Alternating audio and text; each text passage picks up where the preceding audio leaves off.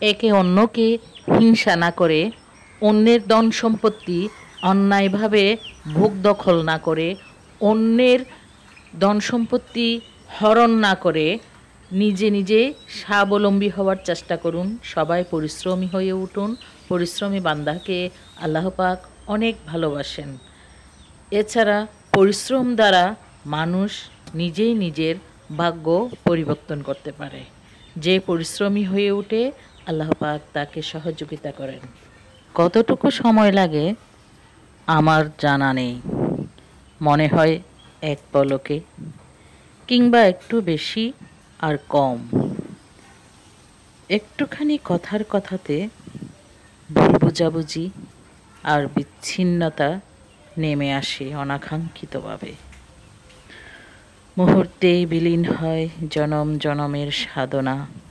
সব কিছুই দারুণ অচেনা। কত বিচিত্র জগৎ, স্বার্থের লড়াইয়ে অবতীর্ণ সবাই মিলে। কেউ কান্নার নোনা জলে, কেউ হাসির উল্লাসে, কেউ চুপচাপ নীরবে। শত বছরের সঞ্চিত ঐতিহ্য বিলীন কারো সাজানো ষড়যন্ত্রে। তবুও পথ চলতে হবে, সময় একদিন ঘুরে দাঁড়াবে তীব্র প্রতিবাদে। হতে চাই সবাই মহান, না করে কর্মসাধন, তবুও মুখোশের আড়ালে সবাই লুকিয়ে আছে ভালো মানুষের ছলনায়। ভাঙছে মন প্রতিক্ষণে, চেনা পথ অচেনা, জানা মানুষ অজানা। সবাই বেহুশ স্বার্থের টানে, তবুও এগিয়ে যেতে হবে। সুযোগ আসবে একদিন সময়ের ব্যবধানে। এটাই ছিল আমার স্বরচিত কবিতা সকণ্ঠে আবৃত্তিতে।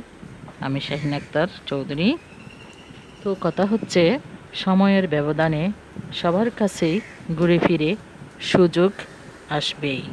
আজ যে মন্দ আচরণে আপনাকে ক্ষতবিক্ষত করেছে, আপনিও তাকে আক্রমণ করতে যাবেন না।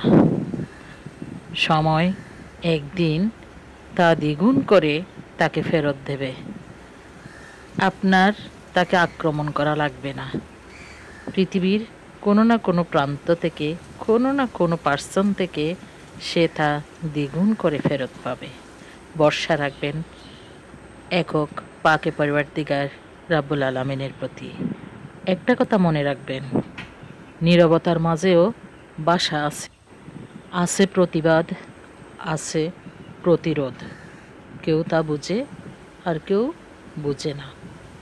কোনো কিছু অর্জনের আগে তা ধারণ করার যোগ্যতা ও সচেতনতা খুব বেশি জরুরি।